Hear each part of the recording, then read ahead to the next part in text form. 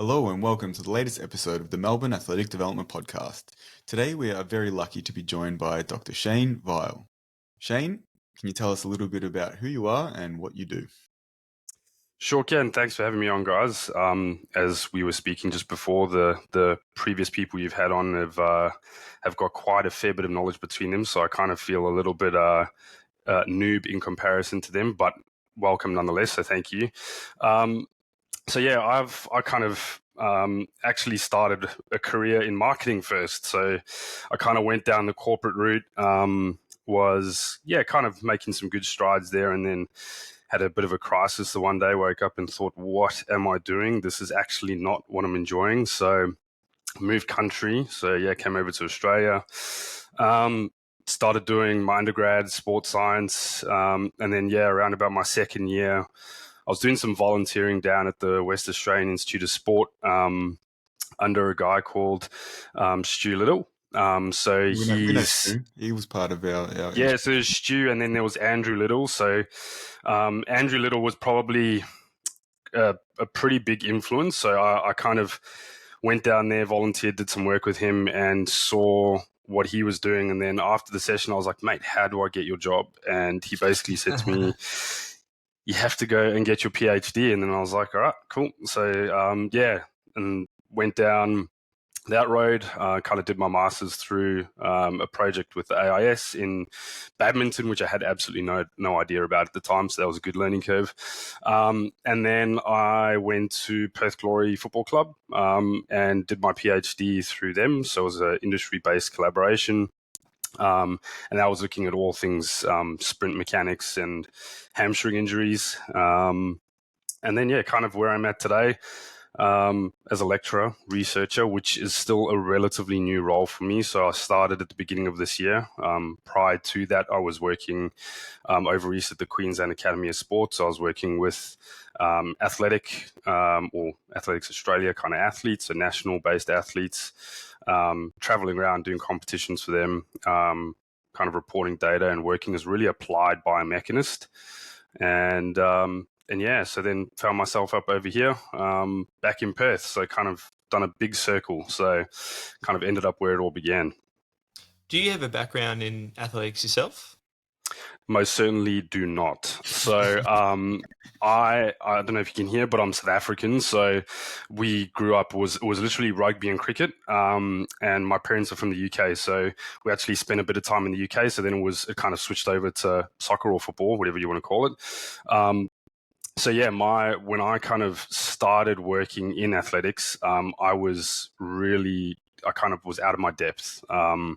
So I really have a lot of any knowledge that I do have kind of owed to the coaches that I worked with some really top coaches that they just wanted to share their knowledge, and they were really giving with their time and knowledge. So anything I do know, at least from an applied perspective, really comes from those gentlemen over east. So I owe them a fair bit, to be honest.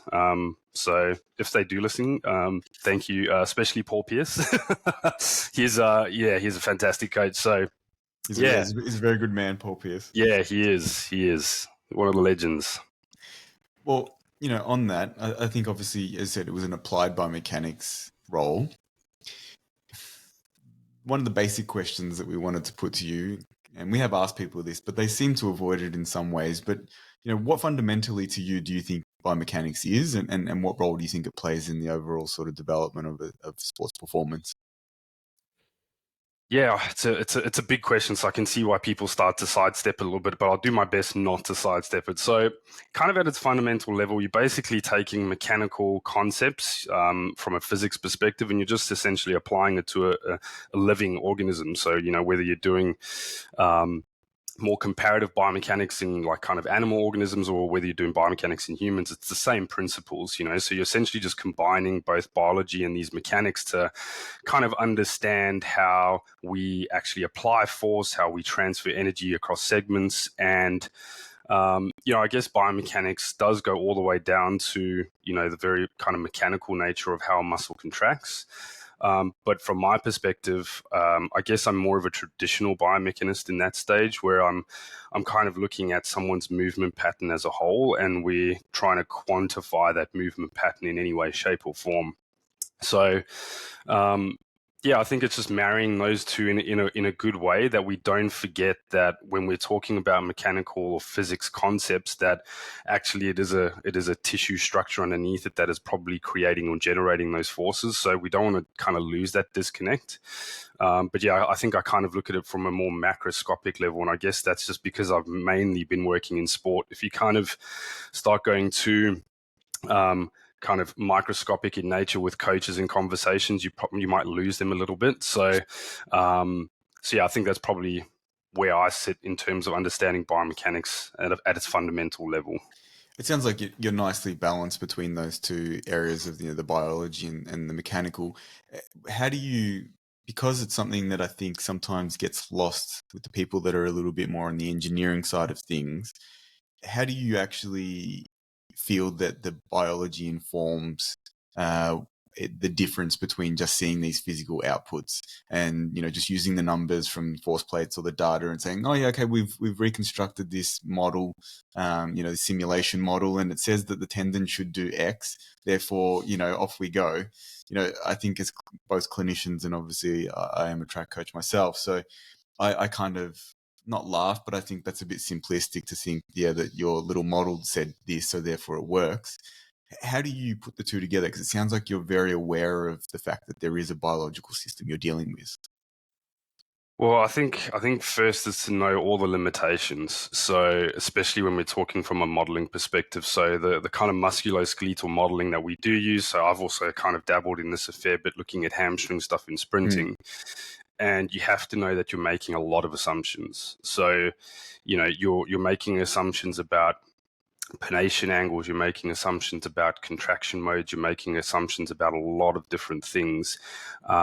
And we're kind of distilling that down to a relatively simplistic thing, such as does the muscle tendon unit actually lengthen, or is it shortening at this period? And then what does that mean in terms of a contraction mode? Well, again, we don't know. So I think, I just basically try to look at it as a wedge in the pie, really, is that it can tell us some stuff, but it cannot tell us all. So, I guess the answer to it is kind of sitting on the fence a little bit, where it kind of goes, it depends. I think I find that as a very general rule, we tend to talk a little bit more kind of like on the biological side when there is some kind of injury involved. Then we want to go, okay, yeah, well, let's look at the tissue quality.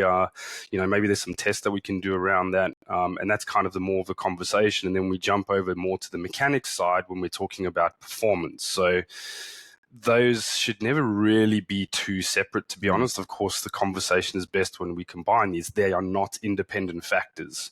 So, for example, as I've said, if you use muscle contraction mode and velocity, this will impact the storage and release of elastic energy. And, we just observe that from the overall observed joint moments or power that we report. So, I think it's very important that we understand the muscle physiology and never actually forget that. And I think whenever we make any inferences, especially from a biomechanics perspective, we need to remember that we're making these kind of macroscopic inferences, while there are small contractile properties that are actually probably driving this at varying different levels. We know that, for example, muscles do not just kind of activate as a whole. It kind of propagates, and some parts of the muscle activate to a greater extent or a lesser extent. So I think it's very important to know that. So I'd say kind of the big point there is knowing what the limitations and assumptions are from any kind of measurement that we're doing. So I tend to be more on the cautious side. So when we look at musculoskeletal modeling, I'm not going to say, hey, this is exactly what's going to reduce or cause injury. Like causation shouldn't really be in the vocabulary. Yeah. So, yeah. On that note, because this is often a debate I have with myself, where if you think about assessing the mechanical components of the human body, we can look at things like, force plates and other ways of measuring and quantifying that. So we can very much look at it from a mechanical standpoint. When you think about what's going on internally, as you just alluded to then, we are making assumptions. And I know for me personally, I quite like reading about that and intellectually exploring it. But then when I think about what I do clinically, I'm thinking of, what's happening with the change of pronation angle or dissociation between the muscle tendon unit. I sometimes wonder, is it actually really of value to me clinically? Should I really just be focusing on the external force application, understanding that that's going to build certain tissue capacity required for that particular sport or task, and not get too caught up in going, oh, yes, because this is causing this particular architectural adaptation and so on? What are your thoughts on that? So I kind of agree with that until the point that we hit injury. So when we hit injury, that's when we start to go, well, we looked at the overall force. We've been training at this. We've been seeing the adaptations that we think, but we've still hit some kind of injury. And of course, we know injury is multifactorial. There's so many things that come into it that a lot of the biomechanics research, we actually never report, like, how did you sleep that night? What did you have for breakfast? All these kind of external factors. So I definitely, I like the fact that we can measure the external force and then therefore have a good idea of what the physical requirements are for a particular athlete. But yeah, I think that fundamental level does kind of break down a little bit once we do come up with an injury, because what if we tick all those boxes, and what if we hit all the factors that we think we should be hitting, and then an injury does occur, and it's not some kind of crazy injury. I've often sat down with coaches and they literally have closed the door, and it's just, coach and I speaking, and they'll go, I have no idea what happened. I have no idea what has caused this injury. We've been, monitoring, we've been hitting all the things that we should be doing. And then all of a sudden this injury came out of nowhere. So, I think we still need to have the conversation of both of them. But I think if we're going to be using periodic measurements, I think trying to go down at that real small level is going to be obviously practically quite difficult. We're not going to be able to have a look at pronation angle every other week and see that we're actually invoking any changes due to our training. So I think it's something that we should never forget about. But I think it's something from a monitoring perspective, we probably just need to kind of go at the more macroscopic level. Yeah, and I think the other thing that you sort of alluded to there is, when do we go into more depth of looking at a particular element, so for instance, like muscle, tendon characteristics or architecture, versus perhaps more the breadth of, well, have we actually missed something? Do we need to further analyze their sleep status? Do we need to have a look at certain dietary factors? Are there other, psycho-emotional hormetic factors that are influencing their recovery and their susceptibility to injury? So that's always a bit of a balance in itself, that depth versus breadth approach. Yeah, couldn't agree more. And to be honest, I think you've nailed exactly how you've said it. Yeah, I have absolutely nothing actually to add to what you've just said. So. Oh, great. Well, we'll just finish it there then. I might ask you, because it's something that we talk about, but we're not obviously on the area of research, and I'm sure you'd be aware of the term, say, like biotensegrity. Is any of that kind of concept being developed into some of the models of biomechanical research that are being done? Because you see it get mentioned, but then it starts going out into this weird esoteric kind of theoretical world very quickly. And for someone that's been in that, that bridge between, do you see some of those kind of concepts being possible to be integrated into the biomechanical models that we use for sports performance or even injury?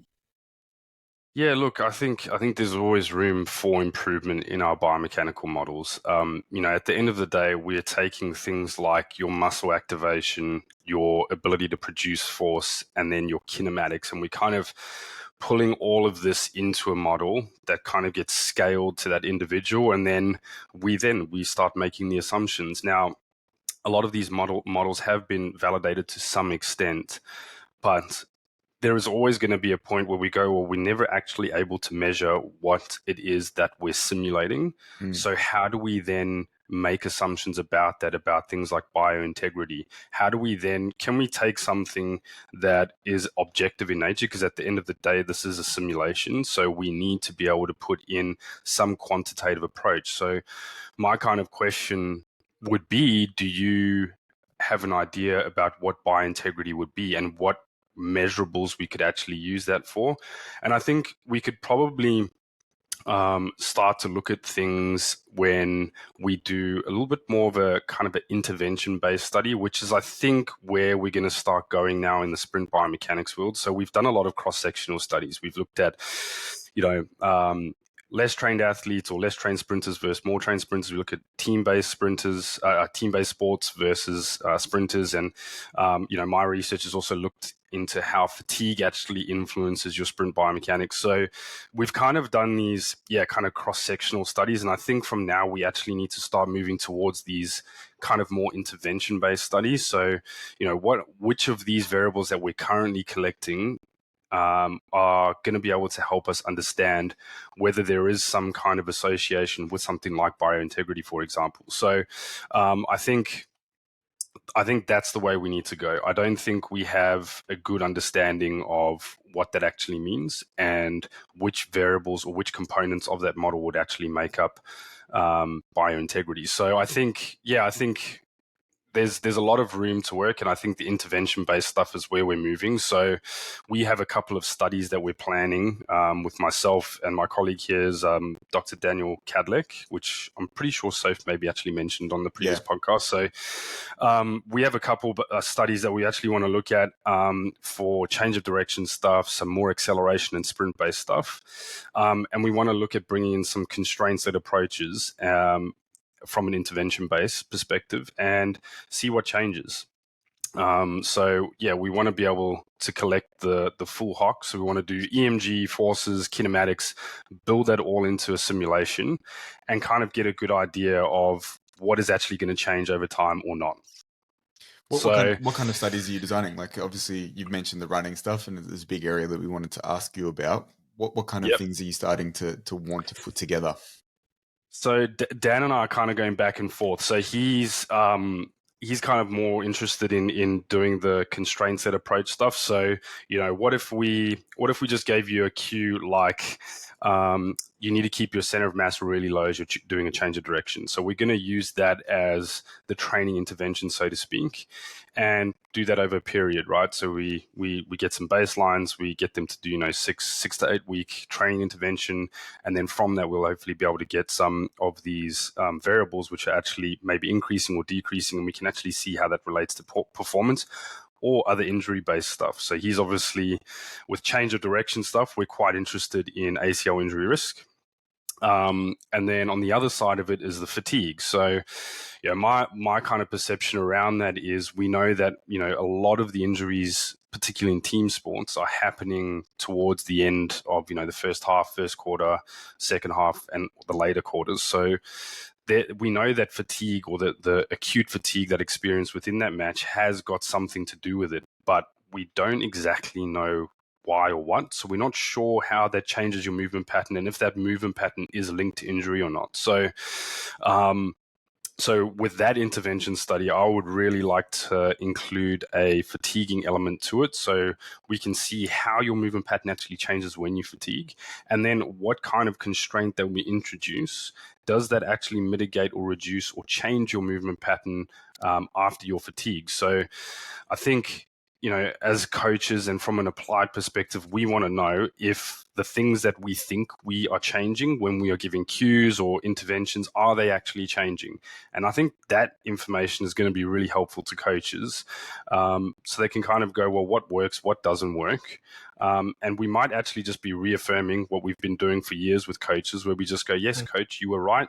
This is exactly what you were thinking you were changing. And yes, that has actually changed. So we're always kind of decades back in the biomechanics field, at least in the track and field and the sprint-based literature. So we're just reaffirming what coaches are already doing, which is kind of cool in a way. It's just, coaches haven't been going down the wrong road completely. They've actually been staying or keeping us employed by giving us some really good research questions. So, you mentioned something there that I think is extremely valuable for us to explore, which is understanding, and I know this is one of your papers, understanding what happens when we say under fatigue in repeat sprints. Can you maybe describe to our listeners some of the preliminary things that you did find, and then maybe some of the research questions that came out of that you're looking to explore and maybe get an intervention out of with these upcoming studies? Yeah, so we had one paper that was accepted earlier this year that was looking at basically having a look at acceleration mechanics of the first 3 steps. So it was a very exploratory based paper. We didn't want to take a really well-trained set of runners. So they didn't have any running-based training within it. They were just team sport athletes that they were well-trained within their sport, but they didn't have any kind of running mechanics or running training embedded in their training itself. So we basically wanted to see what their natural running technique was, and then how did fatigue influence it. So, in research, you have to come up with your hypotheses before you actually run the research. And my hypothesis was, well, they're gonna accelerate, their acceleration is gonna decrease, so they're gonna just run slower, and they are gonna have basically a bit more of an upright posture as they run. So that was kind of like the overall hypotheses, and that was partly correct. So they did kind of have a little bit more of an upright run. We found that from an asymmetry perspective, we saw that both of the lower limbs changed from producing power at the ankle to more about the knee, and their acceleration rate actually didn't change.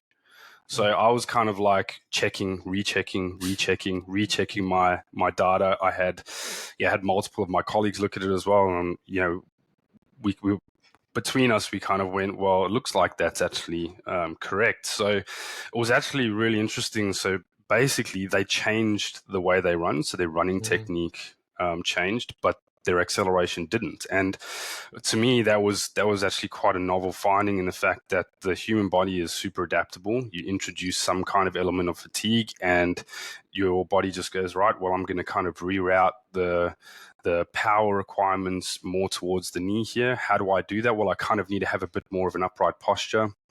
And we're still going to be able to whack that acceleration rate. So yeah, that was really, really interesting. And we've just had one accepted now for the max velocity stuff, which probably is a little bit more interesting for track coaches, or at least for team-based sport coaches as well. So that one, again, was super interesting. So we wanted to, again, have an exploratory-based study, and we had seen a lot of stuff in the literature where people are looking at asymmetry. So they're kind of going, well, let's do your eccentric hamstrings and your Nordics, and we're going to have a look at the force output for each of them. And they're going to take the peak force, and they're going to see, there's an asymmetry. Is that related to injury or performance, whatever it may be? And of course, they found, there's been some systematic reviews that have basically found that asymmetry isn't really a factor. So we were interested to go, okay, well, you've looked at these discrete variables. What about kind of these continuous variables? So how does the way you produce force about each of your joints during your sprinting actually change? So what we actually found was the dominant leg in these team sport athletes. Basically the ankle was the main driver, which, as you can imagine at top speed, that's fairly intuitive. And as they were fatigued, the dominant leg basically just maintained that elastic power at around the ankle. Whereas the non-dominant leg, prior to the fatiguing, they actually tended to flex their hip a little bit more.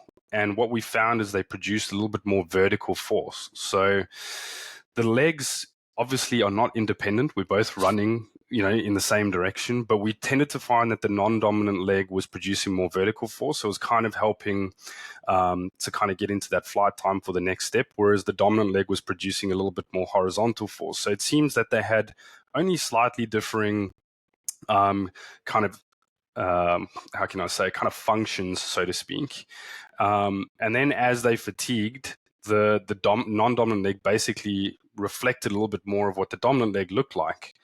So it kind of reverted from using a little bit more hip flexion to a little bit more ankle power. So we kind of had this asymmetry before fatigue, and then after fatigue, there was kind of way less asymmetry. So the legs became more symmetrical, which again when I did my little hypothesis statement prior to that, I was like, well, I didn't see any of that coming. I thought it was the asymmetry would be exacerbated with fatigue.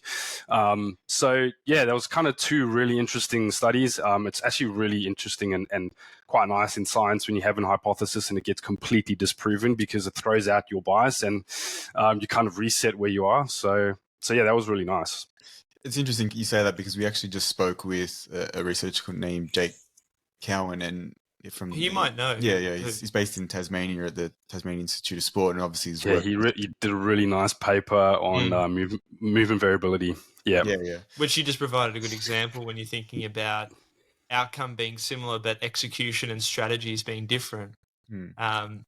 It's interesting though to think about too, is like what you're talking about there, that to see that asymmetry change under fatigue, because the assumption is to always think the opposite, that you're going to see. I actually think it makes more sense, to be honest with you, because I think that when you have more, like you're fresh, you have more scope to actually explore movement variability capability. But then once you have to actually cut down on your options, because you're still trying to achieve an outcome, but you've got less available to you in terms of tools in your toolkit. So it actually, I don't know if I'm just making shit up right now, but I think that actually makes a little bit of sense based on what Jake was sort of saying to us. No, I think that actually maybe fits. So I don't know, it's probably something that you can continue to explore if that's a common occurrence you see across different sports and even say different athletes running at max velocity. Well, I think the other thing to consider then too is that reflective of someone with good movement variability? Because for the ones who perhaps don't have that sensory motor complexity, do you not see that change under fatigue? Yeah, that's true. Yeah, so maybe it's a reflection, as you said, of their actual movement variability and capabilities in general. And even I think, it was something we spoke about with Jake, but, is that also related to, say, someone's physical capacity? Is someone who's got very well-developed physical capacities able to maintain some of those features under fatigue versus those who aren't, and that's got to do with obviously their overall sport development and all those kind of things. But if you say are very physically strong or powerful under fatigue, can you maintain their movement variability? These are questions obviously we don't have the answer to yet, but I think that could be some interesting stuff to look at. If you say profiled and then pigeonholed people into different groups of like, this was the well-trained, physically strong or physically powerful group versus the undertrained, junior players in the team. What actually happens when you subset those groups? Do they close their variability, or do they open their variability? And does that symmetry get worse, or does it get better? Because potentially that opens up some ideas. We did speak to Jake about this of, does that mean that maybe we see more or less injury risk happen under fatigue? If someone's movement variability closes down, is that a good thing for injury, or is that a bad thing for injury? And I think maybe it varies from person to person based on some of those physical characteristics. We spoke about it before, and tissue architecture and some of the features.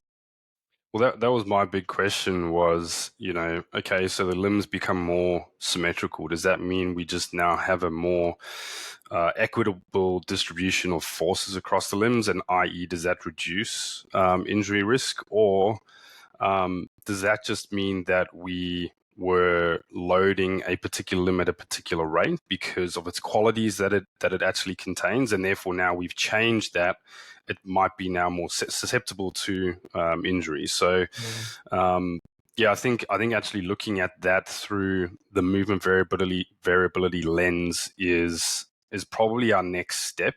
How we answer that is obviously going to be quite difficult, because obviously we can have a lot of variability within each of our joints at any given time. And how do we know what are the kind of outer bands of someone's movement variability when they're just sprinting in a straight line? We kind of have to introduce some kind of chaos to get where that outer band is of their movement variability, to see kind of where they start moving outside of their band, and now we're moving into kind of the risky world. Or do they kind of just narrow their band even more so that they kind of are staying away from being a little bit more variable? Who knows? It's a big question to ask. One day we'll get there, hopefully. Continuing on with from the sprint perspective, what do you see? I think it's actually been really interesting, because there seems to be much more sprint research going on in the biomechanics world, which is, as for coaches, it's actually very interesting and it's good. There seems to be two kind of major realms happening at the moment. One's on the performance side, and like I'm unashamedly a huge fan of some of the work of, say, someone like Ryu Nagahara.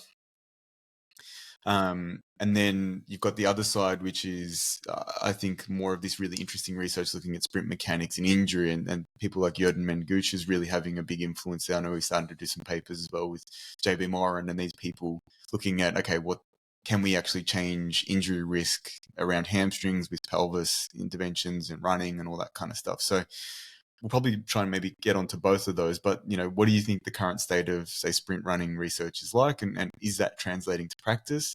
What are the good parts that are translating? And maybe what are some of the things that people are running with that we don't understand yet, but people are trying to implement, quickly?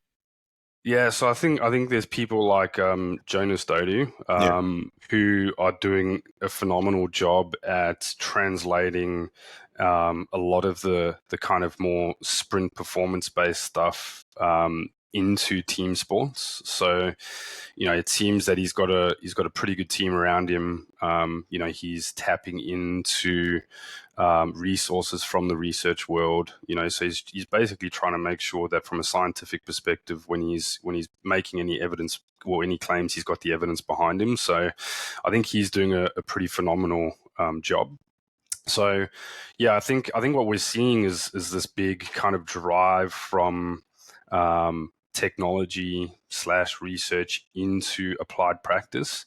Again, I probably, I don't know if I'm generally quite a risk taker when it comes to going out there and doing stuff, but when it comes to research and things like this, I actually want to err on the side of caution, because I think we need to have a really good first principles basis for our understanding of the physical concepts and mechanical concepts that we're talking about. Because if we extrapolate a variable and then extrapolate again, we've made two very big assumptions, and once you've extrapolated, that variable is no longer the variable you intended it was originally, or was it originally, and therefore it's changed. So the claim that you can make has changed.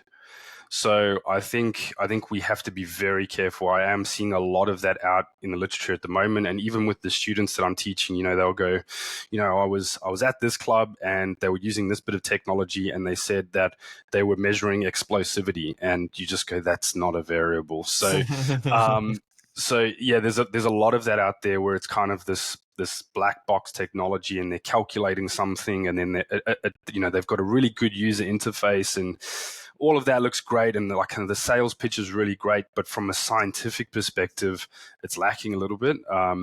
Has it actually been properly validated, and is it reliable? It's a really simple question, but is it measuring what you think it's measuring? And if it's not, well, the claim you can make is not the claim you think you can make. So unfortunately, I do see that as a really big trend at the moment. And research is not always the one to help with that, because, sometimes we have partnerships with companies and we have a bit of a bias going into sorting out whether there's a reliable or valid measurement from this device. And yeah, we kind of jump into bed with these companies, and we pump out these papers, and it disseminates into the applied practice, and it kind of all of a sudden becomes a truth, and it becomes something that is now all of a sudden a norm, and this assumption is now gone from an assumption to a fact in applied science. So I did find myself working with coaches a lot, and my job was just around trying to help with the education around this. The question was, what are you trying to measure? And then I'd say to them, well, that device is not measuring that, so we cannot claim that. So, yeah, I guess that's kind of the negative side, I guess, in that translation. So I guess that's part of our jobs as researchers and clinicians, is to kind of, we need to have that background to be able to distill what is the right information versus the wrong information. And then in terms of the research from a more positive perspective is, I think the intervention-based stuff is great. So Mendegucci, they're having pretty good efforts in what they're trying to do over there. I think we can we can try and come up with more robust methods of how we're going to measure these interventions and these outcomes. So I think what they do really well is they partner well with the applied side, so they can get really good numbers. They're getting a good sample size. So I think that's quite a positive thing that's happening over there. So I think these interventions are key, because at the end of the day, we can sit here until the cows come home and make a whole bunch of recommendations because this is what we think we should see, or a bias that we have. But unless we actually see proof in the pudding as to what we've done and what outcomes have actually changed, I think a lot of our sprinting-based claims require a little bit more evidence. So yeah, I think it's not that much of a sexy answer, to be honest. It's not like we're wearing these exosuits or anything like that. But I think we just need to do a couple of things a little bit better. And yeah, I get in. It's funny because I probably get myself into trouble, and I don't want to get you into trouble with your research colleagues. But I keep having discussions with other coaches and even with people in the sports performance field because I think one of the things that got run with quite heavily was the work that was done by Ken Clark and Peter Wayand out of SMU. Mm-hmm. And I keep saying, look, I don't really believe all of their data because it's on a motorized treadmill, right? And the way that they actually did, if you actually watch the videos, like these persons holding onto the rails, speeding their legs up, jumping onto this thing and trying to hold it for 5 continuous steps or whatever it was. And it's like, to me, that is not contextually sprinting. Now, it doesn't mean that the data they collected is completely useless, because it gives you an idea of why someone can run it. I think they got up to 26 miles an hour or something like that. But if you're telling me that they only need to push vertically in the upright phase, then I think you can't interpret that from what they did. Now, I'm not saying that that's not the case from a coaching perspective, but I think that I'm much more comfortable, say, for instance, in a contextual setting, taking the research that's done out of Japan, where they have 50 meters of continuous force plates, probably is more like overground sprinting than jumping on a treadmill that's moving at 25 miles an hour. And you don't have to comment on that if it's going to get you into hot water with. Oh no, the status quo is something that often needs to get shuffled up a little bit sometimes. And I think as good scientists, we need to go, yes, we got this right or we got this wrong, and I changed my mind. So. So even if I say something now that I change my mind at later on, I think that's something we should all be doing. We should be challenging our biases. That's something that Soph actually brings up a lot. So she's one that, if you kind of come in, she'll kind of go, well, why? And, is that your bias? What did you think kind of going on before that? So I think kind of what you're doing is already good. And I think, we already know if you run on a treadmill versus over ground, your mechanics are different. So there's lots of research out there, whether you're doing kind of sub-maximal running or whether you're doing maximal running, that it is going to be different, okay? So there are mechanically different requirements for those. So again, I think like Peter Wayand, Ken Clark, they do some really great stuff, and I think they use some really good models, and I think they have a very, very good understanding of the kind of physics and mechanical components. But yes, I think that research is probably not as applied as what it could be. So that's a limitation of that research. Not to say that research is bad or anything like that. I think their research is actually really good. And then Ryu Nagahara, he has probably one of the best labs. I sit over here really jealous. I want to go over there and collect as much data as I can.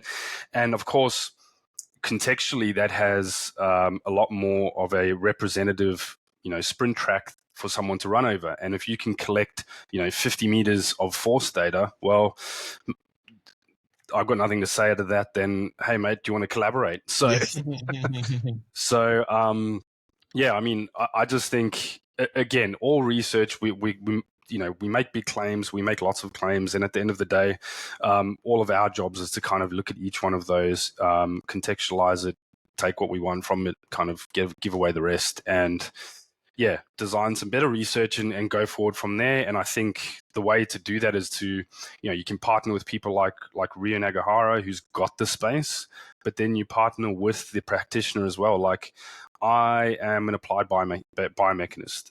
I feel like I know from a sprint mechanics. I have a fundamentally okay understanding of sprint mechanics, but I need to work with coaches. Coaches, they have kind of a sixth sense when it comes to sprinting. They've been looking at athletes run for their whole career. So they have an intrinsic knowledge about each athlete, how they run, what is the good factors, what is the bad factors. And we need to partner with people like that, get them into a setting like Rio Nagahara, and we need to do some good research. And we're basically minimizing the effect of, like, i.e. running on a treadmill, or kind of collecting something way out in the field that we are extrapolating and extrapolating again. So we need to really come somewhere in the middle where we've got a good contextual area. We're working with applied individuals and kind of marrying those two components together. I think that's the way forward. And I think we could always do that better. That sort of goes on to one of the questions we had for is, you mentioned coaches there. What do you think is the next breakthrough, or is there something coming that you see is going to really inform, practical changes in the sports performance realm, or are coaches already doing that and we just need to validate some of their ideas and maybe systematize the way that they're being applied, to different athletes and having approaches that allows it to be applicable across, say, slightly different profiles and things like that? Yeah, and you kind of part answered that for me already, whereas I think coaches are the ultimate experts, especially obviously the top ones, for example, like Paul Pierce. I think they're already doing a lot of what they're kind of breaking the mold a little bit. They're working with scientists, they're working with other practitioners, they're open to ideas, they're trying new things. And us as researchers need to kind of step in there and go, okay, well, let's kind of distill what's changing and what's not changing, and let's answer this as well as we can. So what variables are changing? How can we measure it better? How can we report it better? So again, it's not a sexy answer, but it's one that I think will actually have significant benefits for the whole sprinting industry, is that if we can kind of really knock on the door of coaches, instead of us just kind of going, well, coaches, they're the applied guys, and if we can tell them what to do, we found this is what you should be doing. The coaches most of the time they go, yeah, we were doing that 15 years ago. Just no one's published a paper on it. And you go, well, cool, I've wasted a serious amount of my life looking at this. So yeah, I think sometimes, coaches can be underestimated a little bit. I worked with Gary Bourne. I don't know if you're aware of him. Gary, so his son Matt Bourne, he's did his PhD kind of in the more biomechanics realm. So, I was working with him, and he has an unrivaled sense of what is mechanically happening during someone's jump, and his biomechanics knowledge is all within his brain. And if we could just kind of get him to spill it out, so if Gary could just literally just sit down with a pen and paper for like a good hour, we would come up with probably 50 of the best research questions that need answering. And that's the way we need to do it, in my mind. Us researchers, we think because we use fancy technology and we code and we do all these kinds of things that we have the answers, but it's not really. We're the support act. We're really trying to help tease out what the coaches already know. So, that's a really important, I think, principle that people forget about research, that typically research questions come from clinicians or coaches working in the field, making an observation, coming up with a theory, and then testing it. And look, I think perhaps in sports performance, it's probably better done where you see a lot more collaboration between researchers like yourself with coaches, where I find sometimes from the rehab perspective, a lot of the time researchers can be directing their research questions, which often aren't the kind of right questions we need to ask, or are misleading in terms of the application it has clinically. Mm-hmm. Yeah, I couldn't agree more. I think, I think at the end of the day, you got to, I was working in applied sport for a good few years, but I am no longer in applied sport. I go and do research in applied sports. So I am no longer a person that should be getting asked what the specific research questions are within that. In my mind, I need to collaborate with coaches, and coaches may not always come up with the right research question, but together we can. So I can come up with the study design, the statistics that we should run, the methodology, all that kind of stuff. I can refine the research question, but ultimately the idea has come from the coach or the clinician. So I completely agree, because even when I was over east, I was also working in BMX freestyle as an applied biomechanist, which odd one. I agree, but it was really interesting. But some of the common injuries we were seeing were lots of ACL ruptures, right? So how do you kind of marry the world of research where you see ACLs occurring in things like footy to something that's happening in like BMX freestyle? So myself and the physio that I was working with, I would often say, this is kind of what the literature is saying. What do you think about this? And he goes, yeah, but all the time. And because you'd say, yeah, but they don't actually do this, they do this instead. So there's it's kind of, I say this many, many times, that everything we do is basically just a small wedge in the pie, and we're just the support act for the clinicians or for the coaches, and the coach and the clinician actually need to make the decision. Us researchers don't make a decision as to when someone comes back from an injury, or if they have done really well in their performance. It's due to the athlete and the coach. So I think we're the support act, and we just need to remember that. Wanted to ask you, this is an aside, but it's related to sprint performance. I know we get a lot of people listening because they're interested in sprint stuff. So I thought I would ask you, because I've got this question from a number of people recently. I was actually involved in a I don't know what they called it, like a workshop sort of thing with the VIS, and they had a number of coaches from around the network in the institutes looking at sprint performance. And the one area of research that I think doesn't seem to have anywhere near the level of depth, and there's a scarcity of evidence, is on speed maintenance. What do you currently see as a biomechanist, some of the limiting factors for why people can or cannot maintain their speed once they've actually achieved maximal velocity? Yeah, so you can look at it in kind of a couple of different ways. The first way would be, okay, from an overall perspective, whereabouts did you hit your maximal speed, and whereabouts did you lose your maximal speed? So that right there is more of a training question. Where are you currently training? Are you training more at the lower end? Are you doing lots of max velocity stuff and trying to hold that speed for a long period of time? So like a 400 meter runner, that's a really important question, is how early do you hit your maximal speed, and how long can you hold on to that for? So I think that's kind of like the kind of main holistic question. And then from a kind of more kind of narrowing it down to the actual sprint mechanics, is looking at what's actually changing when their speed is decreasing. So when I was working a lot with 400 meter runner or runners, we would look when they hit their maximum speed, and then we would look at things like what's happening with their stride frequency and stride length as that's dropping. Is it their legs turning over? Is it them kind of striding out a bit more and then reducing their stride frequency? So there's a couple of different factors from that, but I think when it comes to maintaining their speed, you should always be kind of looking back at that race perspective, so get that race profile, and then we can break that down into the smaller mechanical components of stride frequency and stride length. And I think from there, that gives us a steady focus for training. So speed maintenance is something that coaches have very differing opinions on. That's why I'm asking, because people put these forward to me, and it always becomes this debate about how much of it's got to do with the bioenergetic input.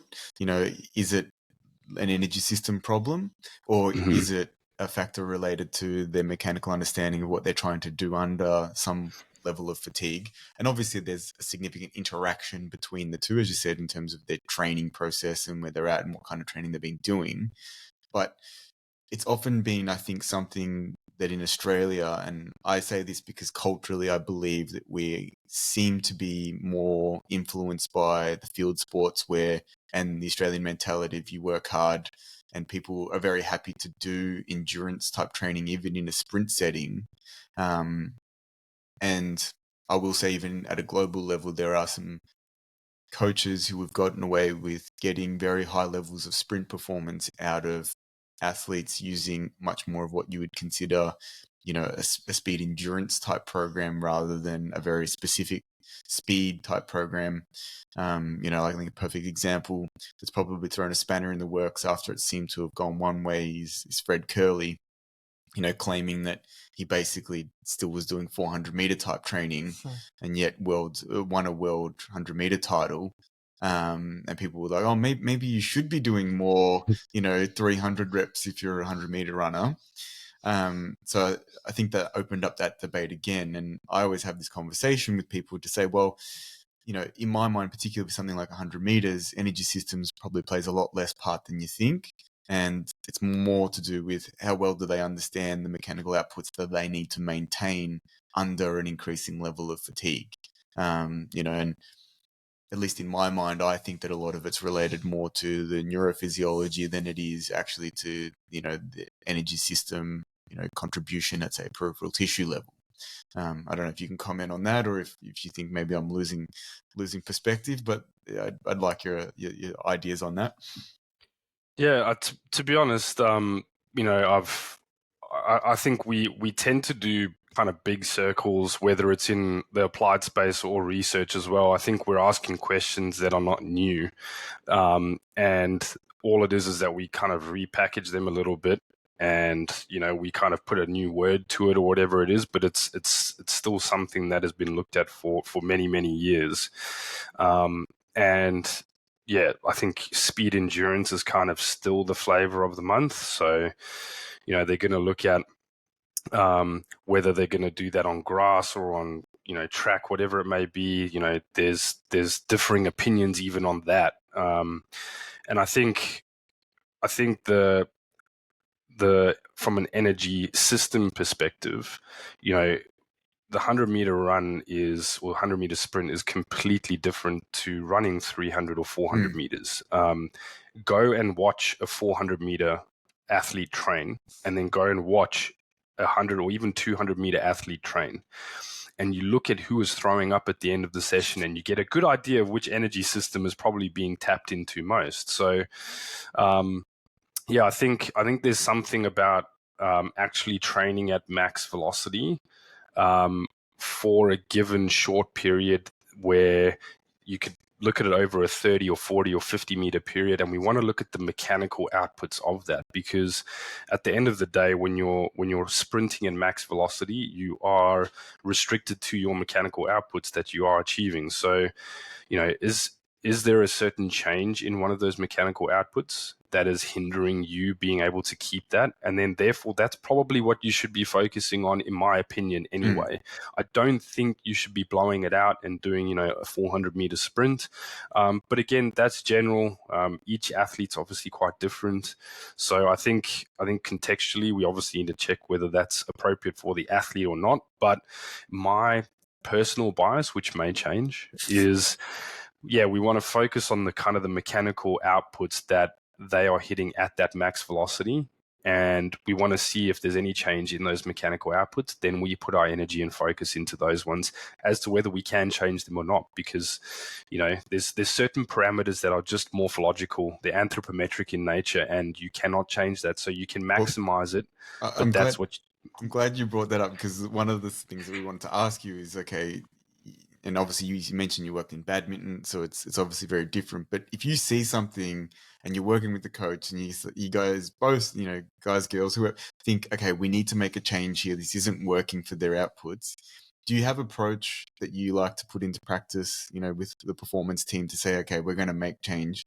You obviously just mentioned sometimes it's not even possible, but is there an approach that you like to take that it goes and works through?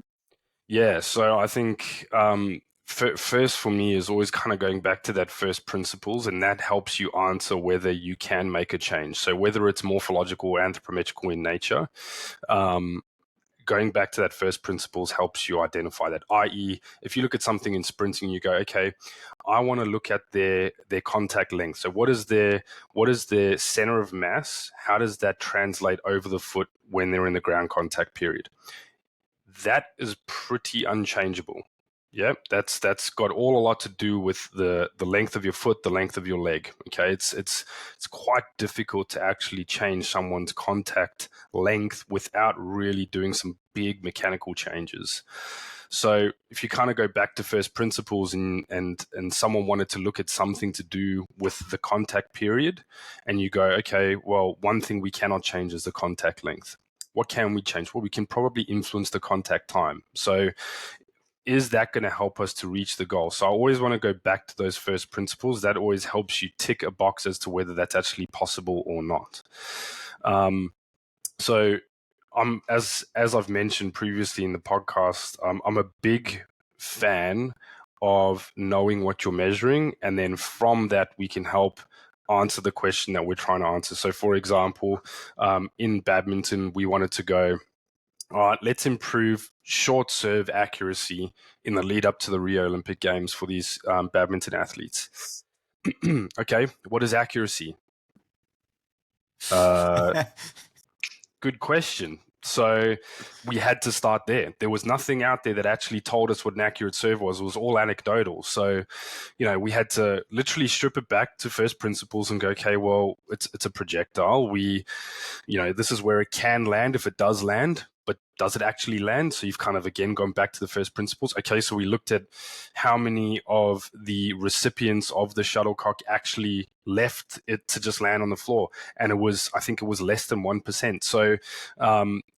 So that was actually no longer a factor. So it was actually just what was happening over the net. So we needed to look at the apex position and the height over the net. So we kind of redefined what accuracy was, at least in that context. And then we could train for that. So we could literally use a constraints-led approach that got them to serve at particular apex positions and heights over the net. And we improved short serve accuracy.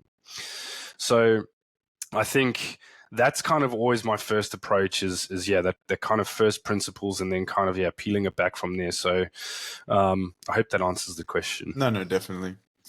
You mentioned then obviously some of those ideas about how you implement them, and a question that I'm kind of trying to wrap with, and we did speak to Jake about this, but I've seen through some of the institutes, them hiring positions for skill acquisition as a separate entity to biomechanics.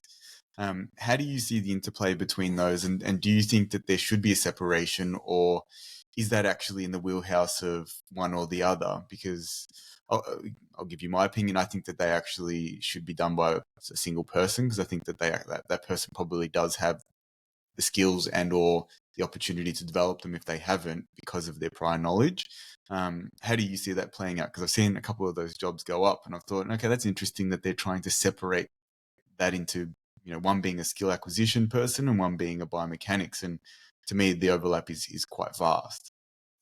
Yeah, I mean, I completely agree. So we had the same thing at QAS. They were hiring Skillax, and I think maybe a way to kind of view it is Skillac and biomechanics are obviously separate entities, but the overlap is massive. So what we need to keep in mind is who and how many practitioners we have interacting with the coach and athlete pair, because as you would know as a coach, if you have 6 people busy going, I think this, and then we can measure this and I can do this, you're probably gonna say, okay, I don't want any of it.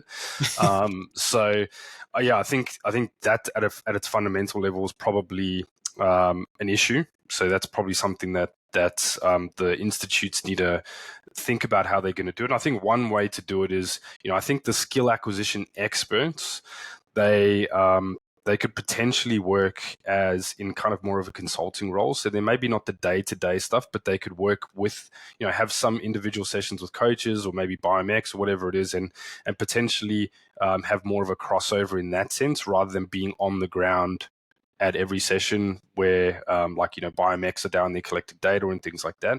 Because at the end of the day, as a biomechanist working with a coach, a coach is essentially a skill acquisition specialist as well. Yeah, exactly. I was actually going to ask that. How does someone become a skill acquisition expert? I don't know, they probably do a movement, PhD in it, I guess. Yeah. So most will do some kind of research degree within skill acquisition. And then I think that's kind of where we need to go is think about the interaction with the coach, the athlete, and who's down on the ground with it. And like I said, I think the coach themselves are generally the skill act person, right? So, me as a biomechanist, I can kind of go, look, this is what I'm seeing in terms of any of the outputs or measurements that we're doing.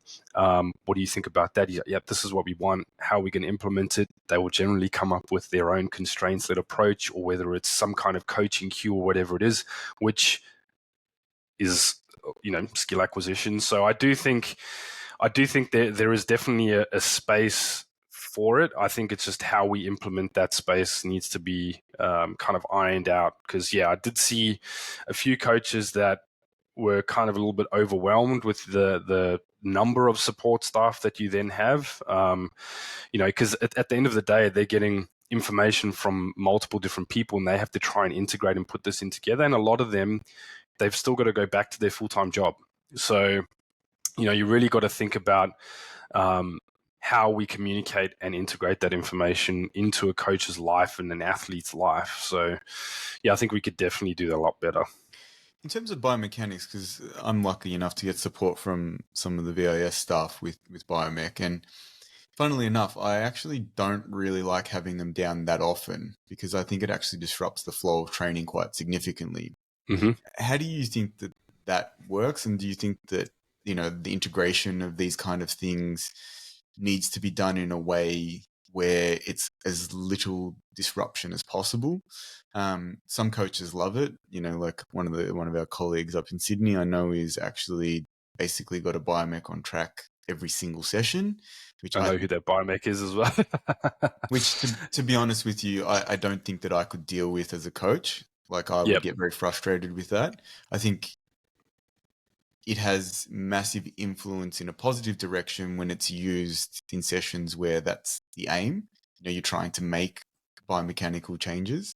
But there are a lot of sessions where the aim of it is to actually complete the task based around the constraints that you've developed, maybe in conjunction with discussions with the biomech. But it's like, you actually need to go and do the task and practice this and go through your movement variability that is part of what we've designed, not stop every 5 seconds and, that data said this and this video looked like this and, the radar got this number. To me, that is all post hoc kind of, stuff that happens rather than in session. So do you maybe have some practical tips for me to help me out a little bit of like how I manage that? Because I find it difficult at times being able to manage, and the athletes get so excited. They go, the radar's out, this is here, we've got that. And it's like, stop looking at that shit and just actually get your training done. Yeah, look, I don't think I need to give you any tips, to be honest. I think you have a method of working, and we need to work into that method of working. So if you do not want someone down there every session, that's what we need to do. So, I think you could be the greatest biomechanist of all time. You could be able to calculate things off the top of your head. You could collect all this data and be absolutely phenomenal, but the soft skills, the communication skills, the developing relationships, that's what's really important. So I think before we start ever collecting any data, my goal or tip for any future biomechanist out there was, you just go down and just watch and watch, ask questions when it's appropriate, kind of gain that rapport and start to figure out how that coach actually likes to work. I had one coach that I worked with where we had multiple athletes in the group, and we had such a good relationship to the point where the coach would say, you can let's give the feedback to this one at this time. This one never gets feedback because the numbers just overwhelm this person. So that's the relationship that needs to be had, and where I have I think that's kind of where we as biomechanists probably lack a little bit in our training or our kind of ability to interpret a situation is that we just haven't gone down there and spent the hours. And often, you know, the institute is pushing. They're saying, you know, you need to get down to sessions and you do all of these kinds of stuff and give back all this information to the coaches. But if the coach doesn't always want that, you know, at the end of the day, the coaches are essentially our bosses, really, because that's what we're there to kind of provide a service to. So, my kind of tip would be get down there, get to know the coach, learn their coaching style, start to figure out the frequency and the information that they want to look at. Once you've kind of gained that rapport, then you can start to jump in a few questions or additional data points that you might want to look at, but it should not be data heavy. I think when we are collecting data, it should be periodic. And I don't think we should be out there really collecting data every single session. You know, like what I was doing a lot of the time was just standing out there with an iPad and help film, see what the coach is looking at, kind of give my 2 cents when required, build that rapport, and then kind of go from there. So I don't have any tips for you. I think you should just carry on doing what you're doing. I think it's just one of those things that as a coach, I think you see things often in much larger, you know, time horizons as well. So, you know, like it's something that I recognized the other day, and it's not because I'm not extremely grateful, I am, but sometimes when you're working on something that you know that this sort of learning, you know, timeline is going to be months, it really is not helpful to be providing data that's trying to create change from one rep to the next. You know, like you've designed this knowing that this person is young in their, say, technical development, and you have no belief that they're going to change this in one session. You know that it's going to be months of consistent practicing and playing with different cueing and playing with different tasks to develop that, along with some of them. So obviously they're developing some of the actual physicals, you know, capacities that they don't have, you know, power and all those kind of things. So it's just one of those ideas that you have to make sure that you're providing both the athlete and obviously the people you're working with, the support staff, of an idea of like, you know, this is what we expect, this type of change. If it happens sooner, great, but we shouldn't be forcing that, because it's actually often not the case that it will be like that. Yeah, and I think you've hit the nail on the head there. What you have is you have you know, the practitioner, the biomech, whoever it is, the physiologist, whoever's working, and we have our own KPIs, which are often quarterly driven or yearly or half monthly driven. And if you're working with an 18-year-old, their sprint development doesn't sit in quarters or months. Yeah. You know, you're looking at trying to get that person up to their peak level, you know, in their like kind of early to mid 20s. So this is the cycles that or like you said, the horizons that you are looking at are completely different. So unfortunately, I think for the practitioner, that's just a situation which you just have to figure out how to work with. So you've got to try and put in your KPIs that are required from the institute that still somehow marry up with the coach. So I think honesty is the best one, really, where I would talk to the coach and be like, look, this is the requirements of me. I know that those don't perfectly align with yours.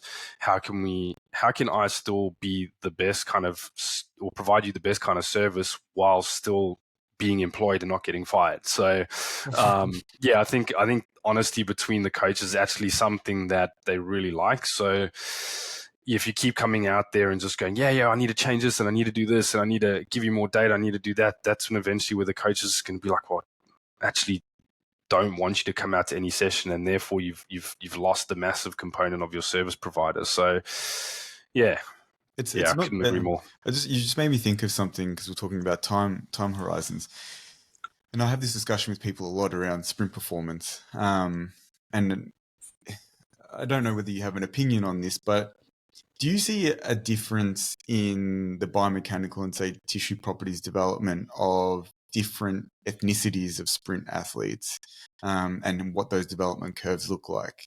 You know, every rudimentary analysis that I've done, which, as I said, is very rudimentary, it seems like Caucasian or Asian athletes can actually achieve a level of performance similar to people of West African descent, for instance, but it takes them a lot longer to develop, say, the physical characteristics that allow those West African athletes to be as explosive or elastic as they are at very, very young ages. And I always think it's very interesting because, and this is probably going to get me in trouble, but I feel like people that work in places like that, Athletics Australia, seem to struggle with the concept that a white athlete's not going to peak at 19 years of age versus, an African-American athlete who's in college running 9.9. Our athletes don't seem to have the capability of getting there that soon. But do you see that there is differences in the development or because of some of these genetic components? And do we have to approach that differently in the way we look at time horizons for biomechanical or physical capacity development? Yeah, it's funny because I guess it depends on the individual, because you often have some individuals, they hit this like performance and they'll hit this time and everyone will go, that's kind of next sprint, and then they never actually kind of amount to this next world superstar. So, I obviously there is a genetic component to it. I think that obviously we know that obviously has a relative influence on your performance ceiling. So I think that does play a role. But, I think if we actually look at the history of training, the kind of cultural aspects as well is actually really important. So like, what are you exposed to from an early age? What kind of training are you doing? Are you doing any kind of training? There's young athletes out there like Caleb Law, who's running really well. And how old is he now? 20, I think. Yeah, about that, yeah. And he hadn't stepped inside a gym for regular periods. So and I think he's got a phenomenal potential career ahead of him. So who's to say just your kind of cultural background, or whether you're Caucasian or from West Africa, is going to influence your performance kind of goals and criteria and where you actually end up? Yeah, I think it probably plays a role, but it's probably not as a bigger role as maybe things like AA are putting onto it. So yeah, it's strange because we often did these kind of testing periods where we would bring in all these kind of like 15 to 18-year-old sprinters, and we'll do all these testing. We'll go, holy crap, did you see how good this kid was? Yeah. And then 3 years later, nothing happened. So it's so individual. I wouldn't be able to kind of have an idea as to say that these factors or these kind of components are actually going to lead to better development than from one athlete over another. So if I was a betting man, I'd have probably lost all my money, to be honest. So we won't hold you up too much longer, but we always like to ask our guests a question about something that maybe they're exploring or learning, or a new skill they've taken up that's probably not necessarily related to their professional work, but something that's kind of captured their interest. Yeah, so this one actually does fall within kind of both spheres, because I didn't realize it early in my career, but data is a big part of our world, and I didn't realize how much I would actually enjoy kind of pulling and teasing things out of data that may or may not have meaningful interest. So I think, to be honest, that's if I have some spare time, what I'm actually doing is kind of like learning data science, to be honest. And that sounds real boring and nerdy, and it is, but it is helpful for me for a career perspective as well, that I actually enjoy that. But I've probably been doing it now for the past 5 years, just like coding in Python, kind of learning a whole range of things, whether you're going to build something in Python, or if you're going to, analyze large data sets and kind of doing visualizations of data, but also, kind of from a statistics perspective, kind of refining that, learning how to apply the right statistics to the right bits of data, and kind of getting those methodologies down packed. So unfortunately, I'm not doing anything cool like skydiving or kite surfing or anything like that. I'll just do normal strength training and data science. Yeah, very cool. Right. Yeah. Shayne, thank you so much for your time. We really do appreciate it. Thank you. To all of our listeners, do check out some of his research. Obviously, we appreciate you sharing, both your research knowledge and your investigations there, as well as, your practical coaching experience and biomechanical input as a support staff member for sports performance. So thank you so much, and we really appreciate it. Yeah, thank you very much. You two have been absolute gentlemen. It's been great. So thanks for having me on. Thank you.